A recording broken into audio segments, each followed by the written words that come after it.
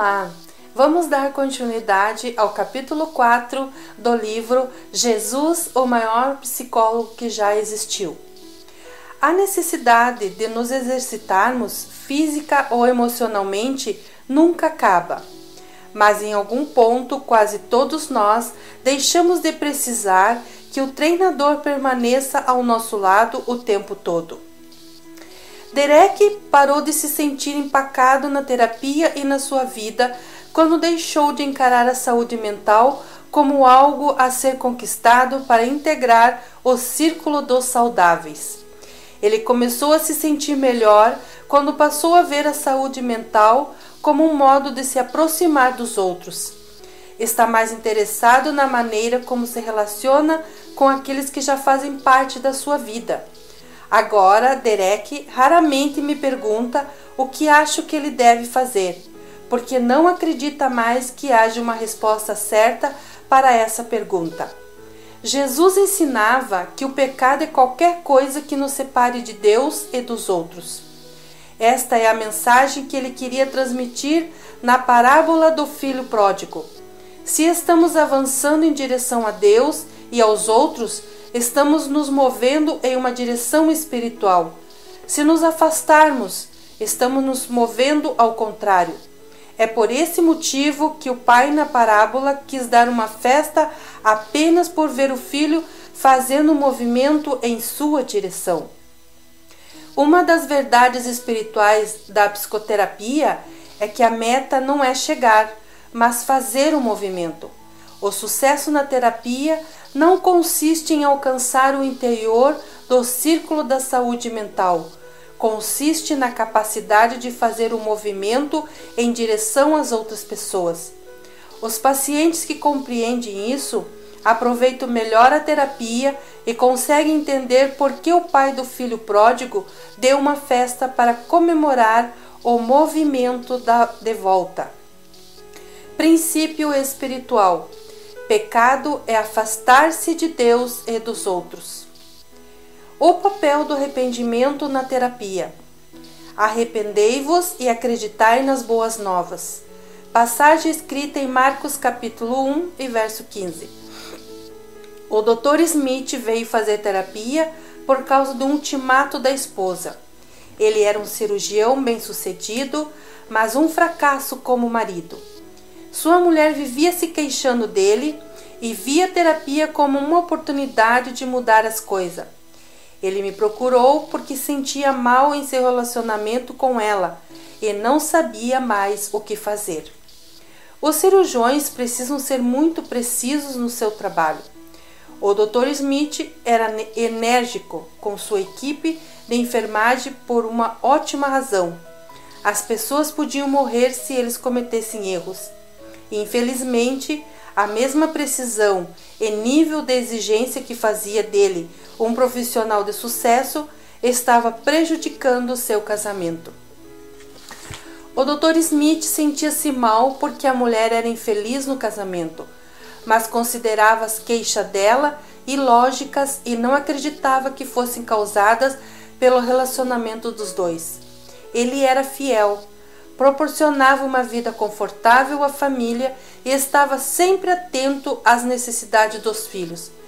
Considerava-se uma pessoa aberta para mudar de opinião a respeito de qualquer coisa que estivesse aborrecendo a mulher, desde que ela conseguisse lhe mostrar onde o pensamento dele estava errado.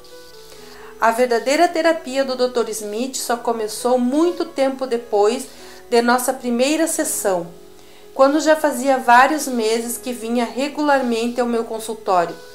Durante uma determinada sessão, quando discutimos as queixas que a mulher tinha dele, o Dr. Smith explodiu, frustrado, dizendo o seguinte: Por que ela não me deixa em paz? Será que terei que passar o resto da minha vida com alguém pegando no meu pé? Não sei, respondi. Você sempre teve alguém na vida pegando no seu pé? Sempre, ele respondeu sem graça. Nada que eu fazia era bastante bom para o meu pai, e agora eu tenho que aguentar a mesma droga da parte da minha mulher. Por que todo mundo acha que eu tenho que ser perfeito? De repente, o Dr. Smith compreendeu. Trabalhar com rigor e precisão fazia dele o melhor cirurgião na clínica, mas em casa ele precisava agir de modo diferente. Na verdade, ele não estava investindo na felicidade de seu casamento. Estava apenas tentando evitar que lhe pegassem no pé. Estava usando a mesma estratégia que aprendera quando criança para evitar as críticas do pai. O Dr. Smith começou a se perguntar se alguma vez fazia algo porque efetivamente queria fazê-lo. Talvez tudo o que fizesse fosse apenas para evitar que os outros o censurassem, ficassem desapontados ou até mesmo morressem. Ele não estava procurando a felicidade, estava constantemente evitando o oposto dela, uma tarefa interminável. O Dr. Smith decidiu que não queria continuar a viver baseado na máxima: quero fazer tudo para evitar a crítica dos outros. Ele precisava de um novo lema. Queria fazer as coisas por realmente desejar fazê-las. No entanto, para saber o que queremos, precisamos saber o que sentimos. O Dr. Smith passou a ter um novo motivo para fazer terapia.